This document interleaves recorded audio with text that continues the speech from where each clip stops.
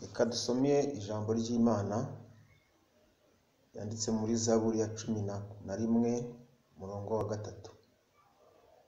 Haranditswe ngo niba imfatiro zishenywe umukiranutsi yakora iki? Katurambure dusome no mu rwandiko rwa kabiri Paul yandikiye Timoteyo ibice 2 umurongo wa 19.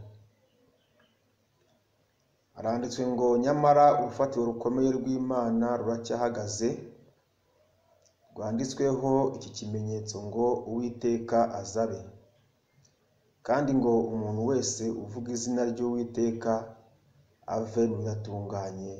Amen. Intego y'amagambo tuganiraho kuri uyu mugoroba ni ivuga ngo imfatiro zishenywe umukiranutsi yakora iki?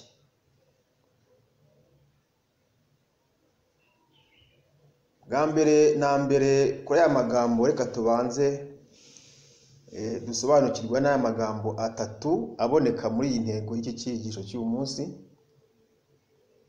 Harimo amagambo atatu tugomba gusobanukirwa neza tukumva icyo ashatse kutubwira. Ijambo rya mbere ryumvikanamo gukiranuka, rya kabiri umukiranutsi, rya gatatu ifatiro. Twifashishije imirongo imwe n'imwe ya Bibiliya, reka turebe gukiranuka icyo ari cyo. Gukiranuka ni iki? Gukiranuka bivuga iki? Usomye mu gitabo cy'Itangiriro ibice 30 murongo 33 haho ayaho usanga gukiranuka kuvuga. Haranditse ngo gukiranuka kwanjye kuzamburanira gutya hanyuma. Ni amagambo yavuzwe na Yakobo ubwo yari kwa sebukwe Labani, ariyo n'urubyaro rwe n'umuryango we. Muzi ko watendeye Leya ndetse na Rasheli imyaka ikarangira, hanyuma Yakobo akomeza kuba kwa Labani arimo ashaka ubutunzi bwo kuzacyura iwabo. Yari umushumba w'umukumbi wa Labani. Bibiliya ivuga neza ko Yakobo yabaye umunyamugisha kwa Labani, ku buryo umukumbi wagwiriye ukaba mwinshi, akagira intama nyinshi, akagira ihene nyinshi. Mbese Yakobo agahinduka umunyamugisha kwa Labani. Hanyuma Yakobo ubwo yavataga umwanzuro wo kugaruka iwabo, yagiye gusezera kuri Labani, ariko mu kumusezeraho amusaba ibihembo. Labani yarabimwemereye. Hanyuma Yakobo abwira Labani ati rero mu mukumbi ubwo nyemereye kumpemba, mu mukumbi ndajya gutoranyamo intama z'ibitobo hamwe n'iz'imikara, no mu ihene atoranyemo iz'ibitobo ndetse n'iz'imikara, agenda zishyira ukwazo zizahinduka ibihembo bye. Haleluya. Hanyuma Labani arabimwemerera. Icyo kiganiro bakigiranye atari mu mukumbi, ari mu rugo kwa Labani yagiye kumusezeraho. Hanyuma Yakobo yiyemeza kujya mu mukumbi agatoranya ashyira ukwazo. Hanyuma abwira Labani ati noneho wowe uzaza nuza uze kureba ko ibyo nakoze ari iby'ukuri, kizo narubanuyemo arizo koko amabara twavuganye twemeranyijwemo ayo natoranyijemo. Aha rero niho Yakobo yavuze iri jambo avuga ngo umunsi uzaza kureba koko nta kubeshye, icyo gihe gukiranuka kwanjye kuzamburanira. Haleluya. Gukiranuka kwa Yakobo yari akwizeye yuko Labani naza atazasanga yaramuriganyije, atazasanga yaramubeshye. Mbati icyo gihe gukiranuka kwanjye kuzamburanira. Haleluya. Gukiranuka kwacu kuravuga. Gukiranuka kuravuga, kuraburana, kujya mu rubanza. Ho bakuriganyije ko kuvugira wowe udahari. kandi iyo waba uhari kuravuga ugatsinda. Yesu ashimwe. Gukiranuka rero kuravuga. Ikindi gukiranuka kurareba. Bisomye Zaburi 45:15 usanga igihe bavuga muri Egiputa bageze mu butayu, hariho itsinda ry'abantu bagomeye Mose abitwaga Datani na Biramu na Kora. Bagomeye Mose baramwivovotera, ndetse iteraniro ryose ricikamo ibice bibiri, havamo igipande gishyigikiye Mose n'ishyigikiye abanzi aribo Datani na Kora na Biramu. Hanyuma Uwiteka aza gukemura urwo rubanza. Mu gukemura urubanza, Mose yabwiwe ko abantu bose bagenda bakajya ku ihema ry'ibonaniro, hanyuma bakirema amatsinda abiri. Abakikiye Mose bakajya ukwabo, n'abakikiye abagome bakajya ukwabo. Kikiye Kora, Datani na Biramu bakajya ukwabo. Hanyuma niko byagenze. Bamaze kwivangura bicamo amatsinda abiri, abo ku ruhande rwa Kora, Datani na Biramu, umurongo waturutse mu ijuru uraza urabatwika, ariko tukabanje kwasama buramanuka neza neza, nyuma umuruva mu ijuru ubasanga no hasi urabashiririza neza neza. Imanitse muri kibazo ifata abanzi babo irabahamba. Muri iyo Zaburi rero twasomye aho ngaho 45:15 ni Zaburi ya bene Kora. Hariho uruhande rwa bene Kora bitandukanyije n'abagizi ba nabi, bitandukanyije n'abagomeye Imana, bitandukanyije n'abagomeye Mose. Abo ngabo nibo bene Kora basigaye. Bamaze kubona rero ibibaye, nibwo baririmbye iriya Zaburi. Bararimba baravuga ngo umurava umeze mu butaka, gukiranuka kurebye mu isi kuri mu ijuru. Haleluya. Gukiranuka kurebye mu isi kuri mu ijuru. Gukiranuka gufite amaso, gukiranuka kurareba, gukiranuka kwarebye mu isi kuri mu ijuru. Haleluya. Kurebye mu isi kuri mu ijuru kubonamo amoko abiri y'abantu. Kubonamo abantu bubaha Uwiteka n'abasuzugura Uwiteka. Hanyuma guca urubanza kurareba, kwitegereza gusanga igikwiriye abangabo bagomeye Mose n'Uwiteka ari kiriya gihano Imana yabahanishije. Ariko mu y'indirimbo barimo ngo gukiranuka kurebye mu isi kuri mu ijuru. Amina. Gukiranuka kurebye mu isi kuri mu ijuru. Gukiranuka kuri mu ijuru kwarebye mu isi, gufite amaso, kurareba, kandi iyo kurebye kurashishoza neza. Nta muntu kubeshyera, ntabwo kubeshyera umuntu. Icyo kuvuze kuba ari cyo, icyo kubonye kuba ari cyo cyo neza neza. Gukiranuka kwarebye mu isi kuri mu ijuru. Ahangaha niho gukiranuka gufite amaso kandi kureba. Ikindi nababwira ngo gukiranuka kurafatika. Iyo usomye muri Yobu 27:6 ayaho, Yobu aravuze ngo gukiranuka kwanjye ndagukomeje, ntabwo nzakurekura.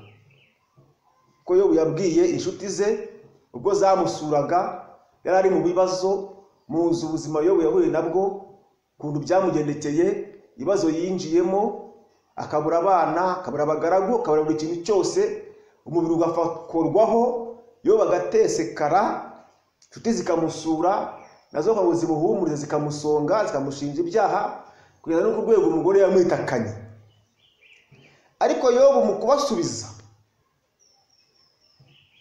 kubasubiza arababwira ati umva rero, ibyo mwavuga byose, ibyo mwantegeka byose, ibyo mwakwifuza byose, njyewe hari ikintu nzi kandi mfite.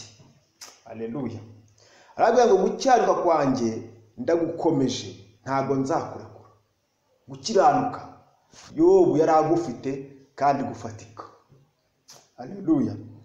Yobu yari afite gukiranuka agufite mu biganza bye, mu mwuka afite gukiranuka. Harabareba byamubwiye byose bati oya ngiye ntago ntabyumva, mubishyire ku ruhande, ibyo ngibyo mubishyire ku ruhande, mfite gukiranuka kwanjye, ndabizi ko mufite kandi ndagukomeje. Rero gukiranuka kurafatika bene data. Amina.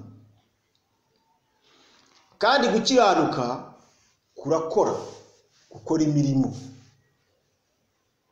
None ukomeje muri Yobu aho ngaho 29:14, Yobu yavuze ngo nambaraga gukiranuka kukanyambika.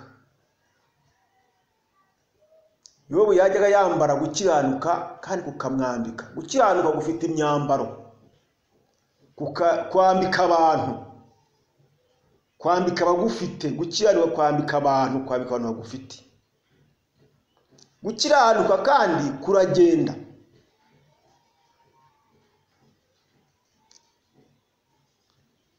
Zaburi ya 4:2 hasanga zaburi ya Dawidi. Dawidi nawe yahuye n'ibibazo byinshi cyane mu buzima bwe, kugeza ageze no ku bwami naho ibibazo bimubera byinshi. Ariko mu isengesho Dawidi yasenze, asenga Uwiteka, riri muri zaburi ya 4:2 haranditswe ngo Mana gukiranuka kwanjye kuguturukaho, unsubize uko ngutakiye, warambohoye ubwo nari mfite umubabaro. Haleluya, amen. Dawidi aravuga ngo gukiranuka kwanjye kuguturukaho, guturuka ku Uwiteka kukaza kukagera ku muntu aho ari hose, hanyuma kukamurengera, kukamubohora, kukaza kuvuye ku Uwiteka. Gukiranuka kuva ku Uwiteka kukaza kagusanga aho uri, aho ngaho hose wumva, ahantu hose ahura aho ngaho, kukava ku Uwiteka kukaza kukagusanga, kagusubiza, kakubohora, kakuri imirimo myinshi kuri wowe, kakurengera, kugafata urugendo ruva ku Uwiteka kukaza kukugeraho. Yesu ashimwe cyane. Gukiranuka hamwe n'aya magambo dusomye, gukiranuka wumva rinde. Gukiranuka ni ishami, kandi ishami niwe Kristo Yesu. Kristo Yesu niwe gukiranuka kwacu. Yeremiya yarabihanuye, arabivuga neza, bibwira Yuda, abibwira na Isiraheli. Yusomye murongo waho, yusomye Yeremiya 23:6 haranditswe ngo mu gihe cye Yuda azakizwa kandi Isiraheli azibera amahoro. Iri ni ryo zina rya shami rizitwa Uwiteka gukiranuka kwacu. Yesu ashimwe. Haleluya. Rero nta gushidikanya ko gukiranuka mw'iyi mirongo dusomye n'indi myinshi wabona muri Bibiliya, gukiranuka ni Yesu Kristo. Yesu Kristo niwe gukiranuka kwacu, kandi Yesu Kristo niwe shami. Yeremiya yahanuye avuga shami ko azaba afite izina rizitwa gukiranuka kwacu. Yesu abagire neza, Yesu abaho umugisha. Rero gukiranuka kwacu ni Yesu Kristo wenyine. Yesu abane nawe. Ijambo rya kabiri nababwiye turebaho ni ijambo rivuga umukiranutsi. Abantu bakinyarwanda neza cyangwa se bakize, umukiranutsi harimo inshinga bita gukirana. Gukirana bivuga uburyo bwo kurwana intambara. Bantu bazi bamaze iminsi cyangwa se bamaze igihe bazi gukirana icyo ari cyo. Gukirana ni uburyo bwo kurwana intambara ariko abantu bafatanye, umuntu afatanye n'umwanzi bakagundagurana begeranye cyane. Nibwo buryo bukoreshwa kandi burwana neza bwizewe, gukirana. Rero umukiranutsi harimo humvikanamo ijambo ryo gukirana bivuga yuko umukiranutsi ari umuntu uri ku rugamba arimo ararwana. Niyo mpamvu Yobu yanabivuzeho mu bice by'abo 7 umurongo waho wa mbere. Yobu yaravuze ngo mbese umuntu akiri mu isi ntaba afashe igihe mu ntambara, none iminsi ye si nk'iyukorera ibihembo. Umukiranutsi ni umuntu ukiri mu isi kandi arimo ararwana intambara yo gukiranuka, arwana intambara yo gukiranuka. Yesaya yabivuzeho ahanura, aravanga inzira y'umukiranutsi ni ugutungana, ngo kandi wowe utunganye niwe uyobora umukiranutsi mu rugendo. Biva yuko umukiranutsi ari mu rugendo, hari aho arimo arajya, ariko muri urwo rugendo arimo arahura n'intambara zitandukanye mu rugendo arimo aragenda.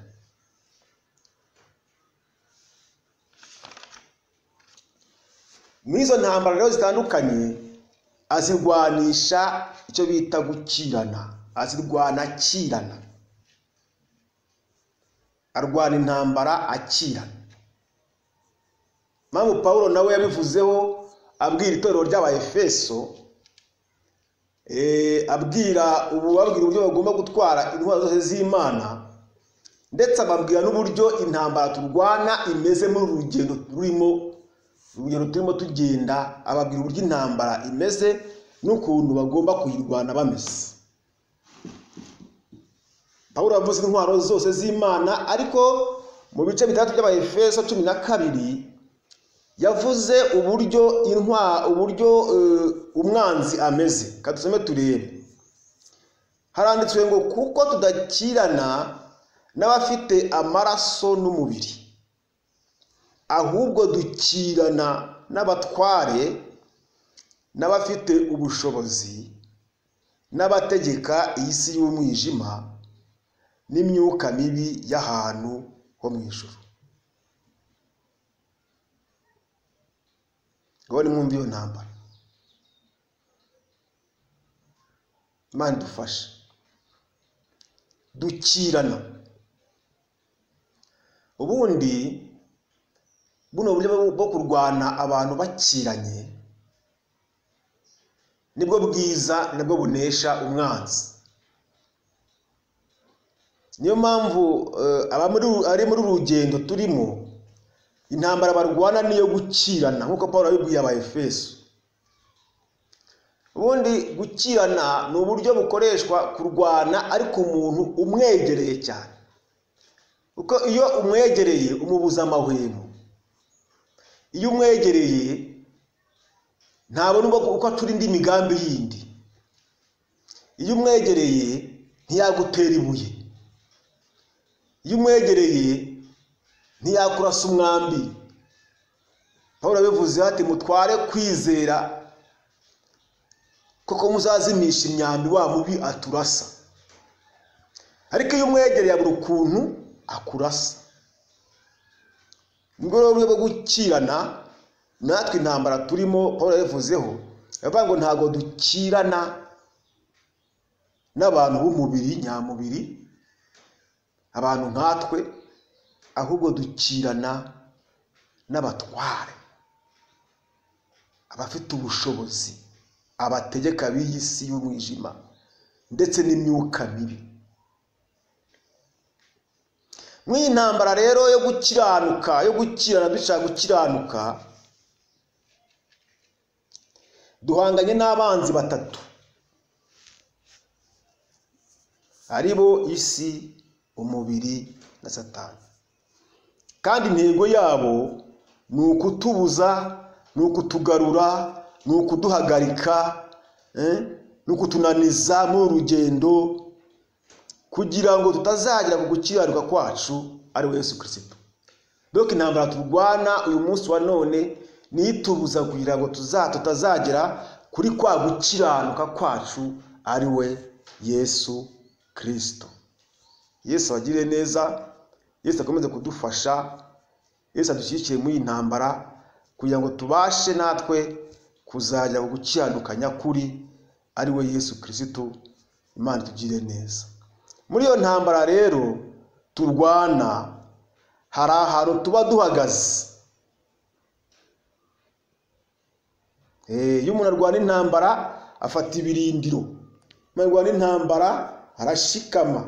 Umuntu arwana intambara afata udusozi tumwe na tumwe akaduhagararaho. Yesu abahe umugisha kandi Yesu abagire neza. Ndongera kwibutsa neza ko teme yacu dufite nivuga ngo imfatiro zishenywe umukiranutsi yakora iki. Rero ijambo ryacu tugiye kurebaho ni ijambo ryitwa ifatiro.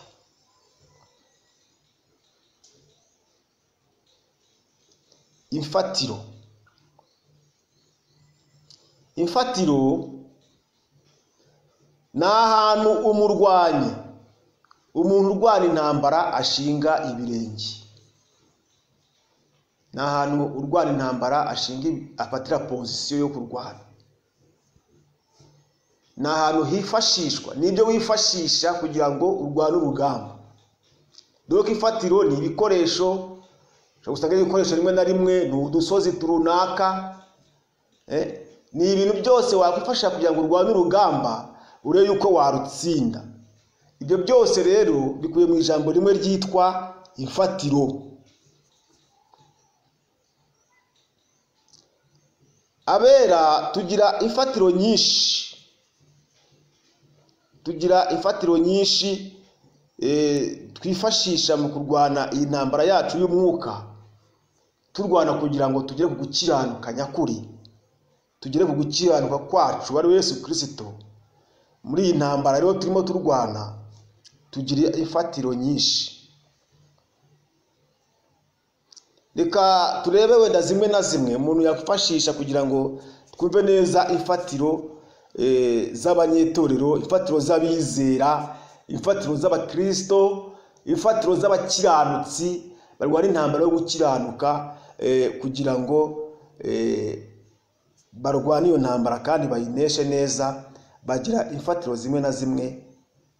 Muri zo rero twavuga nk'iyitwa amateraniro yera. Uru ni urufatiro rw'amateraniro yera. Tugira amateraniro yera kugira ngo tubashe kurwana iyi ntambara yo gukiranuka. Urundi rufatiro gusoma ijambo ry'Imana.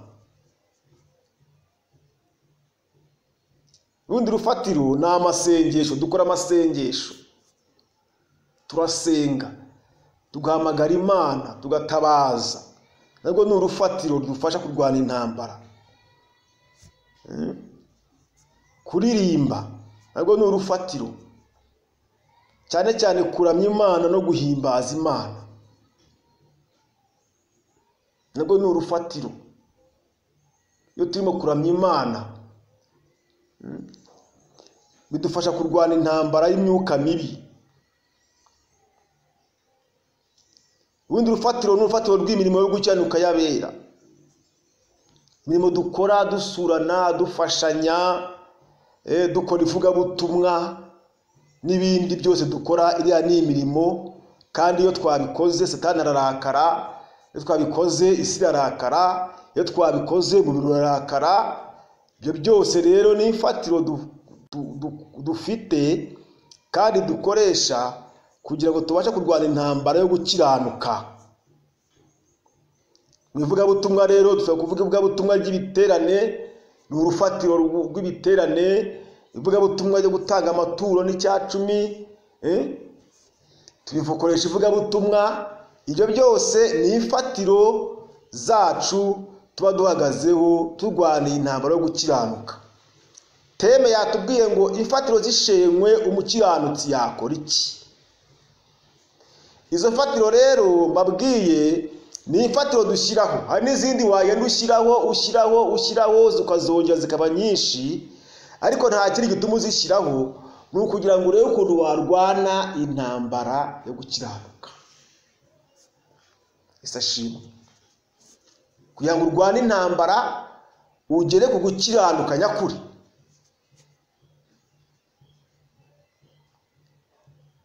Niyo ntambara rero twifashisha ifatiro, kandi izi fatiro ni twebwe ubwacu tugenda tuzishyiraho.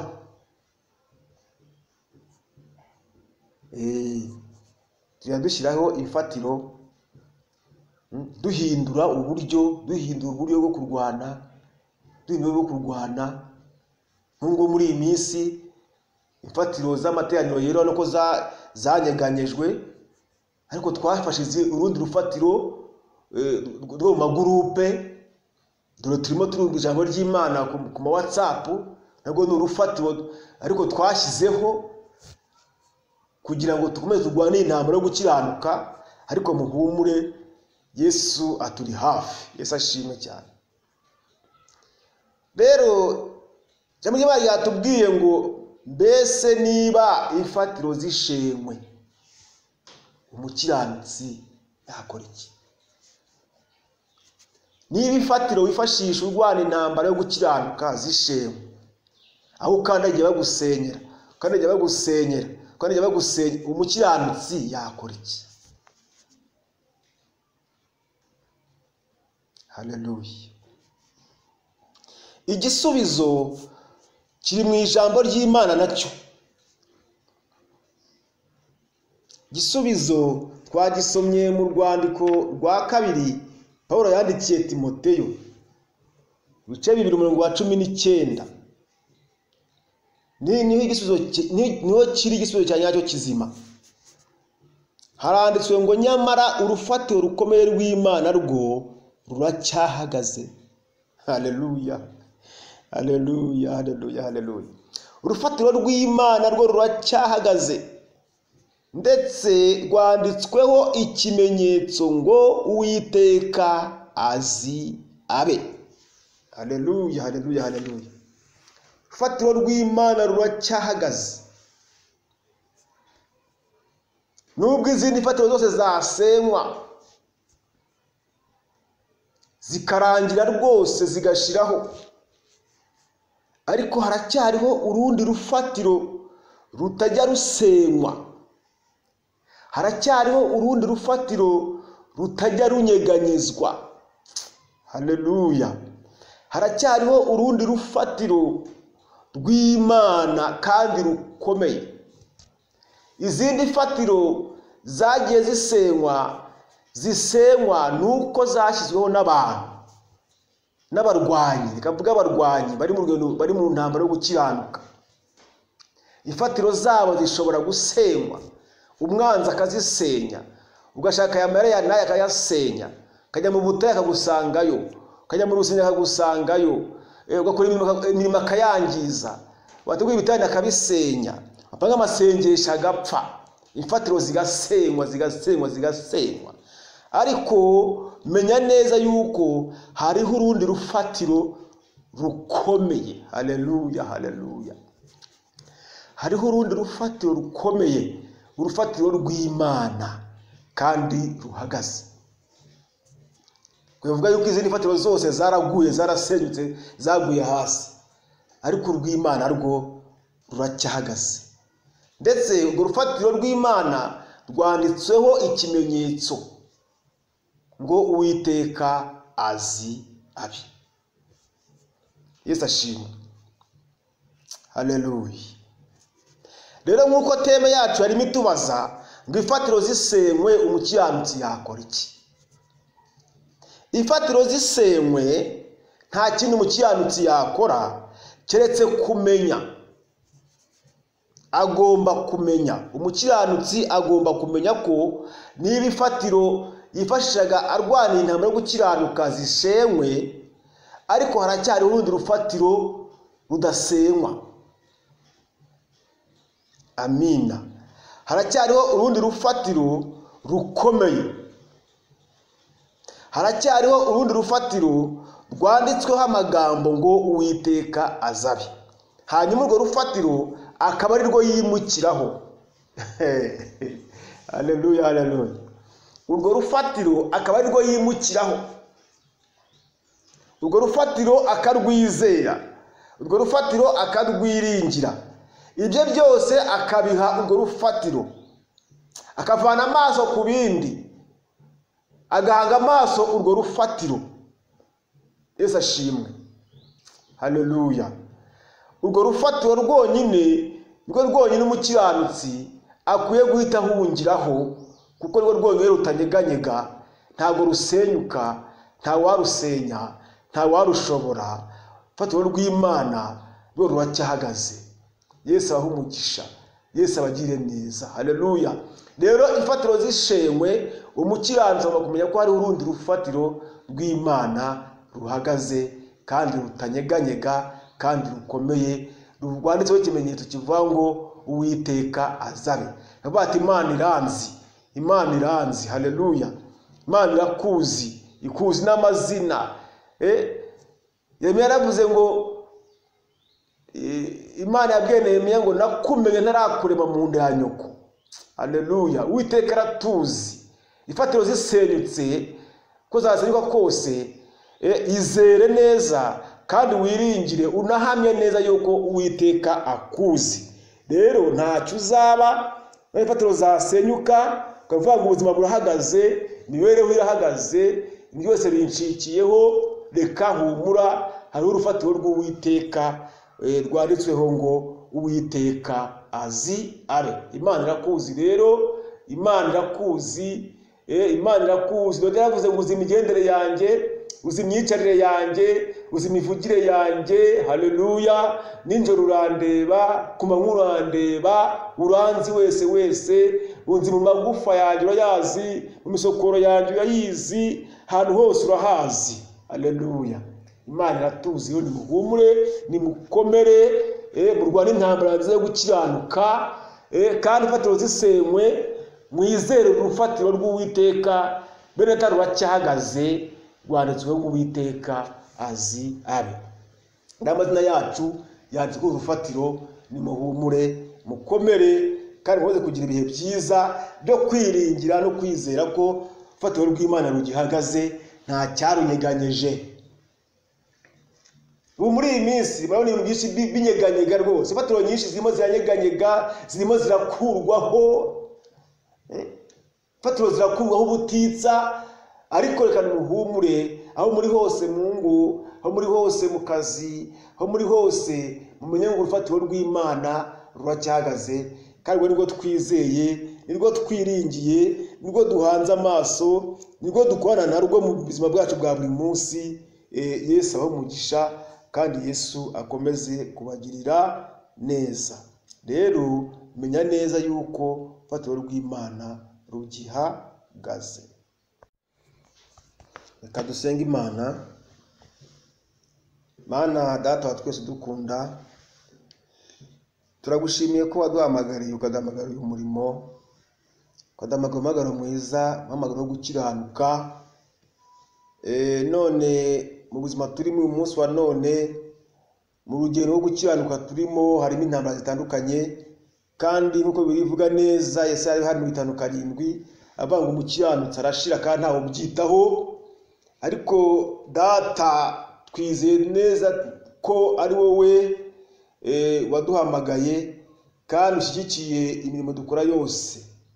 Nuko rero ifatiro zisenyutse, uduhe kukwiza no kwiringira yuko ari wowe rufatiro ruzima rutanyeganyega, kandi ukwiye guhanga amaso kuri wowe. Ndagushimiye gufasha abakozi bawe, urinde umukumbi wawe, urinde itorero ryawe, urinde abera Mwami Imana, kandi ukomeze guhamagara mu mazina yabo, ukomeze nukuri